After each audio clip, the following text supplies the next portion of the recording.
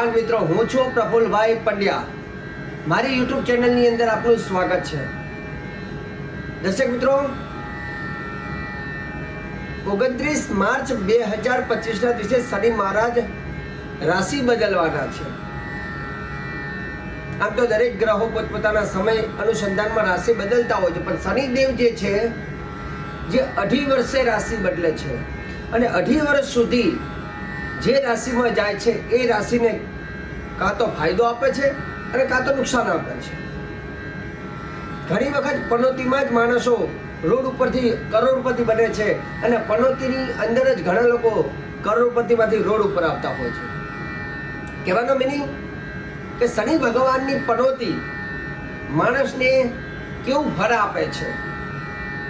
જીવનમાં કરેલા જે કર્મ હોય, સારા કર્મ કર્યા હોય તો એ સારા કર્મનું ફળ શનિ મહારાજ આપે છે. જીવનમાં પાપ કર્મ કર્યા હોય તો શનિ મહારાજનું ફળ એવું પ્રાપ્ત થાય છે કે જે સમય એવો હોય કે માણસનું કપડું સગું ના થાય. તો હવે 2025માં 29 માર્ચે જ્યારે શનિ મહારાજ રાશિ પરિવર્તન કરે છે ત્યારે ઘણી બધી રાશિઓમાં એનું અલગ અલગ ફળ કથન પ્રાપ્ત થાય છે ને હું આગળના વિડીયોમાં બાર રાશિઓ માટે જણાવીશ કે કયા શનિદેવ કઈ રાશિમાં કેવું ફળ આપે છે. મિત્રો, તમે કદાચ મારી યુટ્યુબ ચેનલ ઉપર પહેલી વાર હોવ તો ચોક્કસ આ વિડીયોને લાઈક કરજો, શેર કરજો, સબસ્ક્રાઈબ કરજો, કેમ કે હંમેશા હું સનાતન ધર્મની વાત કરું છું, હંમેશા આપણા શાસ્ત્રની વાત કરું છું અને જે સત્ય વાત હોય તે કહું છું. તો આજનો વિષય જે છે જ્યોતિષનો વિષય છે, જેમાં અમુક રાશિઓને પનોતીમાંથી મુક્તિ મળી છે અને અમુક રાશિઓને રાશિ ઉપર પનોતી આવવાની છે. શનિ ભગવાન ન્યાયાધીશ છે, જે ન્યાય કરે છે. વ્યક્તિને 7.5ની અંદર જે પાપ કર્મ કર્યા હોય એની સજા શનિ મહારાજ સજા મતલબ કે જન્મમાં દુઃખ આપે છે, તકલીફ આપે છે. એવી તકલીફ આવે કે પોતાના પણ એ પારકા થઈ જાય છે. પનોતીમાં જ જ્યારે માણસની દશા બગડે, સમય ખરાબ આવે, બધું છીનવાઈ જાય એટલે માણસો વ્યક્તિઓ બધા સાથ છોડી દે છે. પણ એ સાથમાં માણસને ખબર પડે છે કે કોણ મારું છે અને કોણ પારકું છે. તો અહીંયા ભગવાન શનિ મહારાજ કઈ રાશિને પનોતી આપે છે અને કઈ રાશિવાળા વ્યક્તિઓને પનોતીમાંથી મુક્તિ મળે છે તેના વિશે પણ આપણે જાણકારી આપીશ.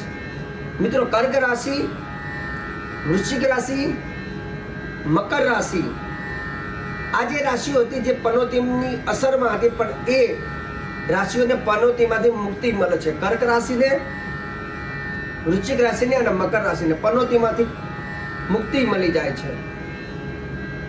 અને કઈ રાશિમાં પનોતી લાગે છે તો કે સિંહ રાશિ, ધન રાશિ, કુંભ રાશિ, મીન રાશિ અને મેષ રાશિ. આ 5 રાશિઓમાં શનિ ભગવાનની પનોતી લાગે છે. તો દર્શક મિત્રો, સિંહ રાશિ વાળાને નાની પનોતી છે. સિંહ રાશિ અને ધન રાશિને નાની પનોતી લાગે છે અને કુંભ, મીન અને મેષ રાશિ વાળા વ્યક્તિઓને 7.5 પનોતી લાગે છે. મતલબ 7.5 વર્ષ સુધી પનોતી, મોટી પનોતી જેને કહેવામાં આવે છે. સિંહ રાશિના અક્ષર છે મ અને ટ અક્ષર. સિંહ રાશિ વાળાને લોઢાના પાયે પનોતી છે. કષ્ટદાયક, આર્થિક, શારીરિક અને પારિવારિક મુશ્કેલીઓ આપે છે, શરીરની પીડાઓ આપે છે. અને ખાસ કરીને સિંહ રાશિવાળા વ્યક્તિએ હાડકાના દુખાવા અને હૃદયના દુખાવાથી થોડું સાવધાની રાખવાની જરૂર છે. ધન રાશિ ભ, ધ, પ અને ઢ અક્ષર. તો ધન રાશિના જે વ્યક્તિઓ છે, જે લોકોને શનિ મહારાજની પનોતી એ પણ લોઢાના પાયા છે, કષ્ટદાયક છે. કરિયર અને સ્વાસ્થ્યની દ્રષ્ટિએ થોડું સાવધાની રાખવાની, સાથે શત્રુથી બચતા રહેવાનું. જૂના દુશ્મનો હોય તો એની જોડે બહુ બને ત્યાં સુધી એની વાતમાં ના આવવું, ધ્યાન રાખવાનું રહેશે. કુંભ રાશિ, જેના અક્ષર છે ગ, સ, સ. કુંભ રાશિના જાતકોને મોટી પનોતી છે, 3જો તબક્કો છે. રૂપાના પાયે પગમાંથી પસાર થાય છે. પણ એકંદરે કુંભ રાશિ માટે સારું છે. અત્યાર સુધી જે રાશિમાં જે તકલીફો અમને વેઠેલી છે, પણ હવે આ પનોતી આવવાથી એકંદરે એ તકલીફોમાંથી હવે રાહત મળશે. પનોતી હોવા છતાંય જે મુસીબત અત્યાર સુધી હતી આમાંથી રાહત આપે છે. મતલબ એકંદરે તમારા માટે આ પનોતી થોડીક ફાયદાકારક છે. મીન રાશિની વાત કરીએ. મીન રાશિ દ ચ જ ને થ અક્ષર. મીન રાશિ વાળાને મોટી પનોતી છે. બીજો તબક્કો છે.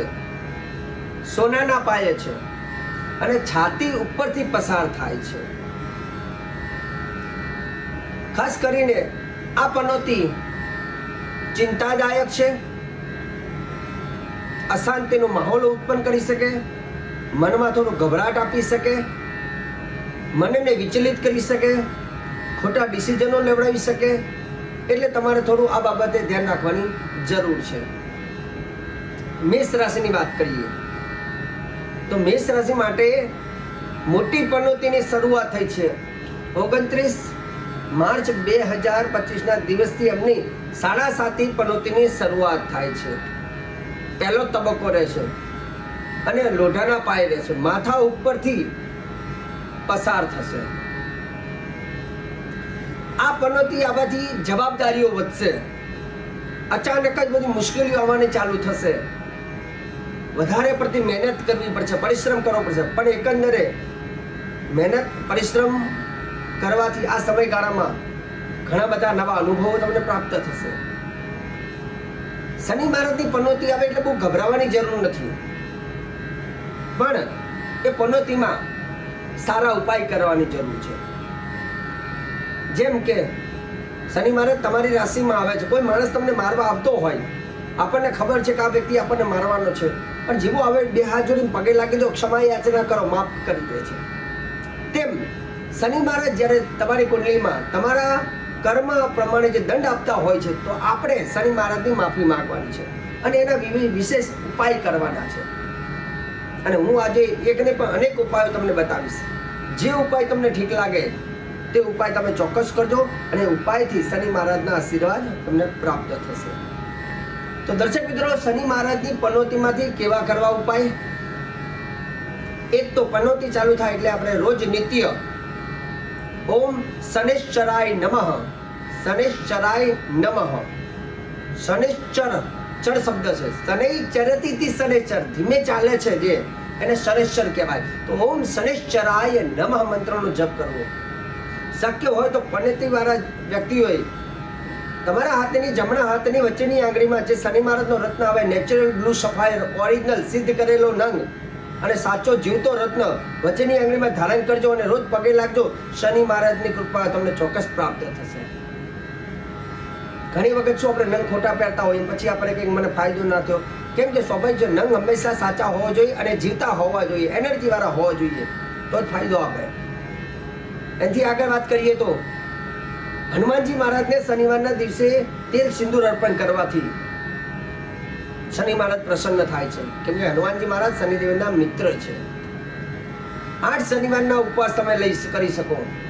એનાથી વિશેષ 1 કિલો ખજૂર લેવાની, માથા ઉપરથી 8 વાર ફેરવવાની અને કિલો ખજૂર જઈ પીપળના વૃક્ષની નીચે જઈને મૂકી દેવાની, કીડીઓ ખાય એ રીતે 8 શનિવાર આ રીતે કરવાનું, જેનાથી શનિ મહારાજની કૃપા મળે છે. વિશેષમાં બીજું આગળ શનિવારના દિવસે 8 ગરીબોને ભોજન કરાવવું અને આવું 8 શનિવાર કરવું. ઘરમાં પાઠ કરવા હોય તો શનિદેવનું સ્તોત્ર છે, કોણસ્થા પિંગલો બબલુ કૃષ્ણ રૌદ્ર તકો યમહા કરીને શનિ મહારાજનું એક સ્તોત્ર આવે છે. તો એ શનિ મહારાજના સ્તોત્ર બોલી શકાય. અથવા શનિ મહારાજના જે 10 નામ છે એ શનિદેવના 10 નામ એ પણ તમે કરી શકો. કદાચ તમને એવું લાગે કે મને 10 નામ ખબર નથી, તો તમે અમને ફોન કરજો, ચોક્કસ અમે 10 નામ મોકલાવીશું, શનિ મહારાજનું સ્તોત્ર મોકલાવીશું, જેનાથી તમને સરળતા રહે. એનાથી વિશેષ કાળા અડદ, કાળા તલ, કાળા રંગનો ધાબળો, કાળા વસ્ત્ર, લોખંડ, તેલનું દાન, આ બધી વસ્તુ કરવાથી પણ શનિ મહારાજ, કેમ કે તમે જેટલું પુણ્ય કરો છો, તો જીવનમાં તમે જે પાપ કર્મ કર્યું હોય એમાં તમે પુણ્યનો વધારો કરો છો, તો જેનું પુણ્ય વધે છે તો તેમ તેમ તમને એટલા કષ્ટો ઓછા મળે છે. તો આ રીતે શનિ મહારાજની પનોતી આવે તો ગભરાવાની જરૂર નથી, પણ ઉપાય ચોક્કસ કરવાની જરૂર છે. અને સારા ઉપાય કરશો, હૃદયથી કરશો અને શ્રેષ્ઠ કરશો તો ચોક્કસ ભગવાન શનિ મહારાજ તમને આશીર્વાદ આપશે, ઓછા કષ્ટ પડશે. તો દર્શક મિત્રો, આજે ભગવાન શનિ મહારાજની જે દરેક રાશિ ઉપર પનોતી લાગવાની છે, અને પનોતીમાં ઘણા બધા લોકો ગભરાયા છે, કેમ કે આજે ઘણા બધા લોકો અલગ અલગ રીતે ક્યાંકથી જોયું હોય, સાંભળ્યું હોય અને ટેન્શનમાં આવતા હોય. પણ હંમેશા ગભરાવાની જરૂર નથી.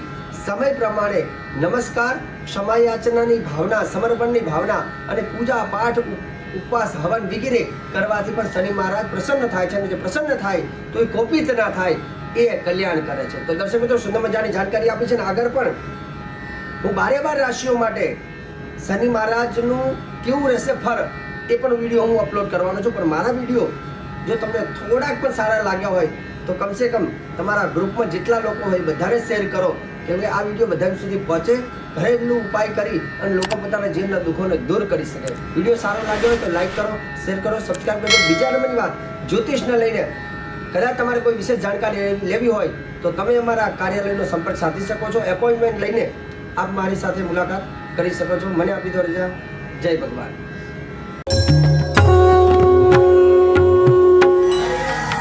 જય ભગવાન.